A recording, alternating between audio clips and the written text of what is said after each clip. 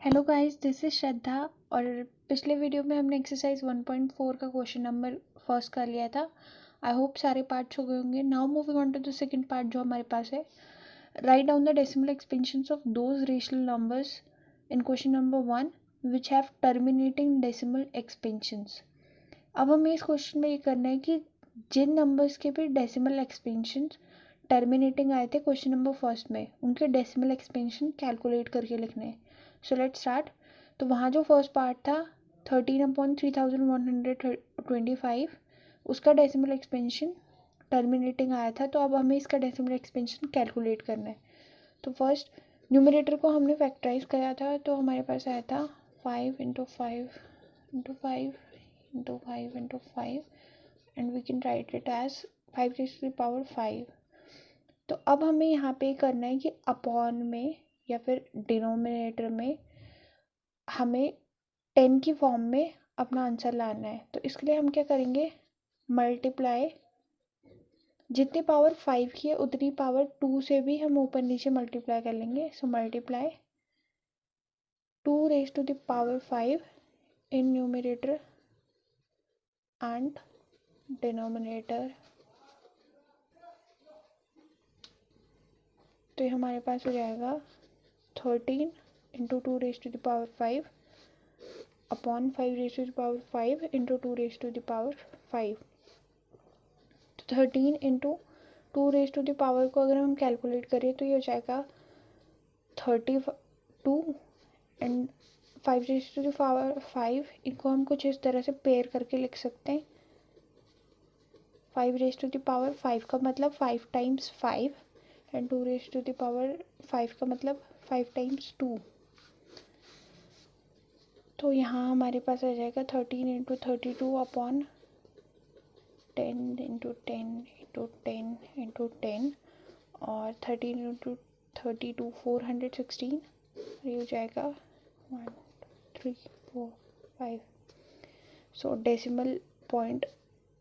अब हमें ये हम छोटे क्लासेस में ऑलरेडी पढ़ चुके हैं कि इसको डेसिमल में कैसे लिखना है।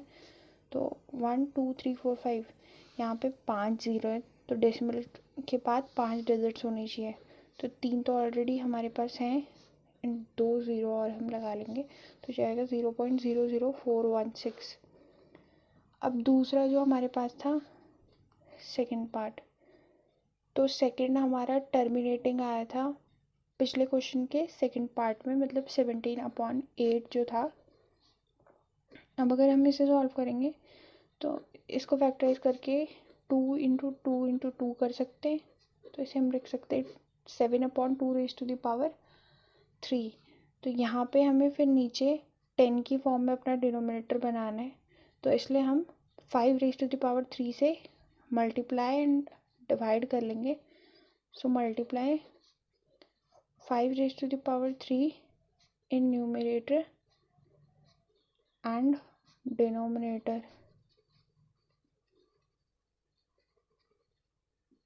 तो ये हो जाएगा 17 × 5⁵3 एंड अपॉन में 2⁵3 × 5⁵3। तो यहाँ पे 17 × 125। फिर इनको अगर हम पेयर्स में लिखें तो 2 × 5 × 2 × 5 × 2 × 5।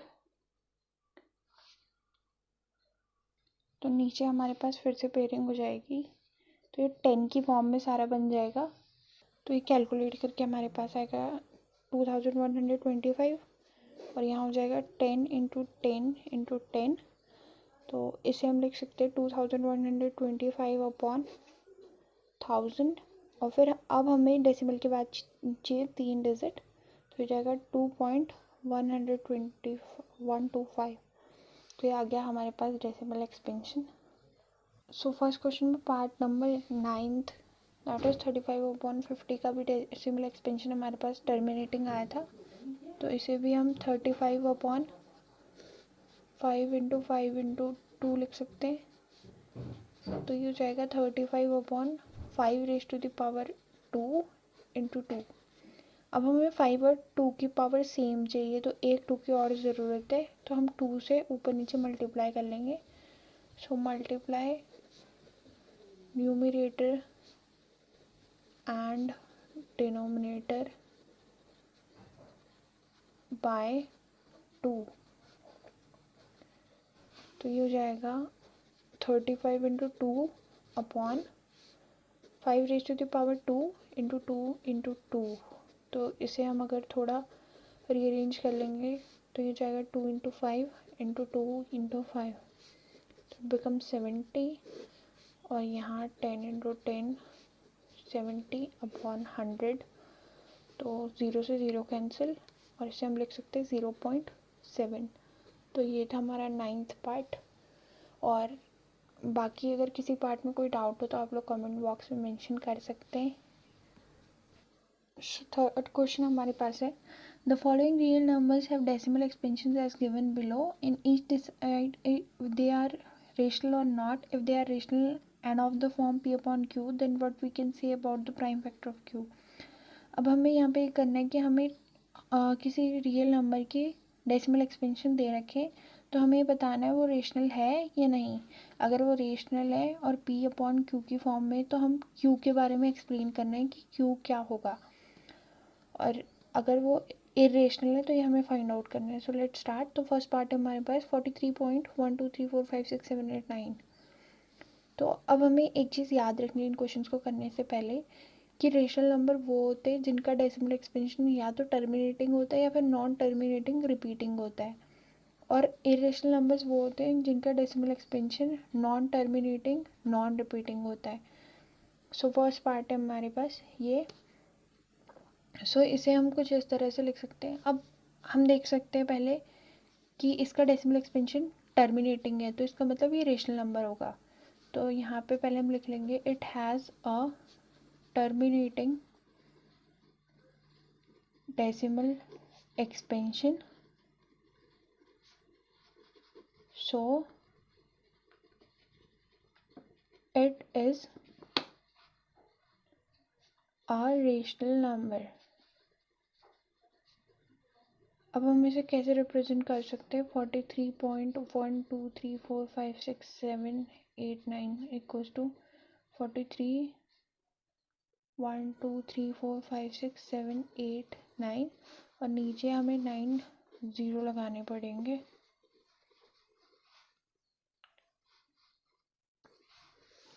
तो ये हमारे पास p अपॉन क्यू की फॉर्म में आ गया। तो q की वैल्यू हमारे पास यहाँ पे आ गई, this q is equals to 10 upon 9 whose factors are. अब हमें इसे 2 raise to the power m और 5 raise to the power n की फॉर्म में लिखना है। 2 raise to the power 9 into 5 raise to the power 9।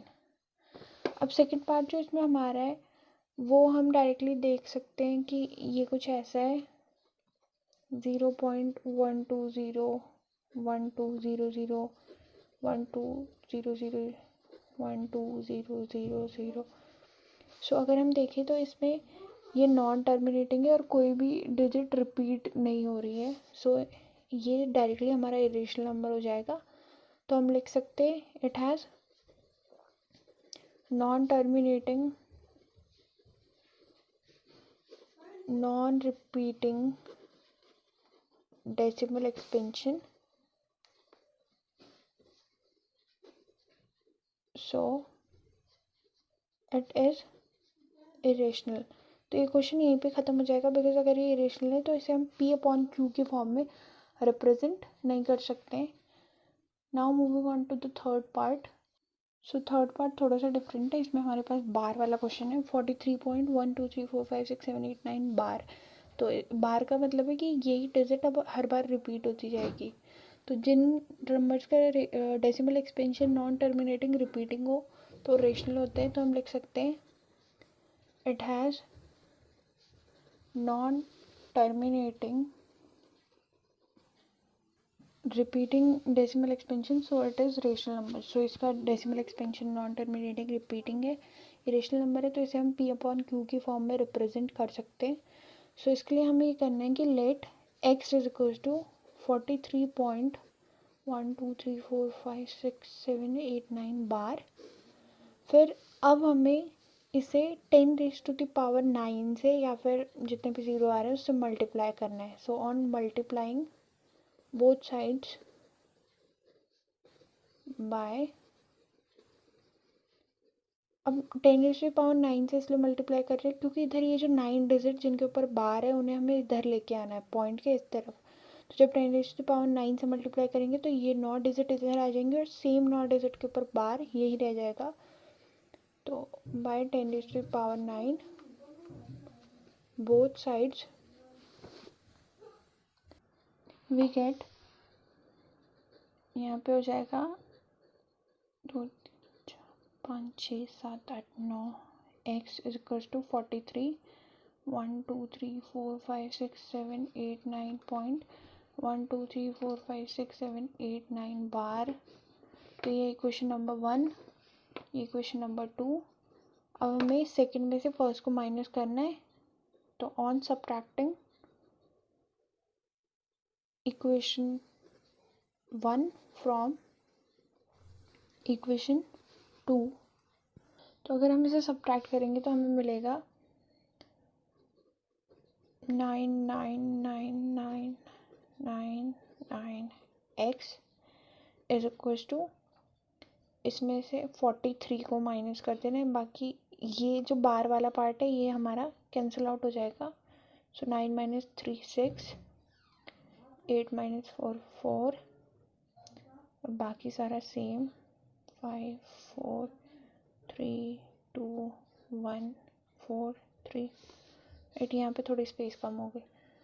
तो अब अगर हम इसे देखें तो x इज इक्वल्स टू हो जाएगा 4 3 1 2 3 4 5 6 7 4 6 upon 9999999 is equals to p upon q. तो ये हो जाएगा 10.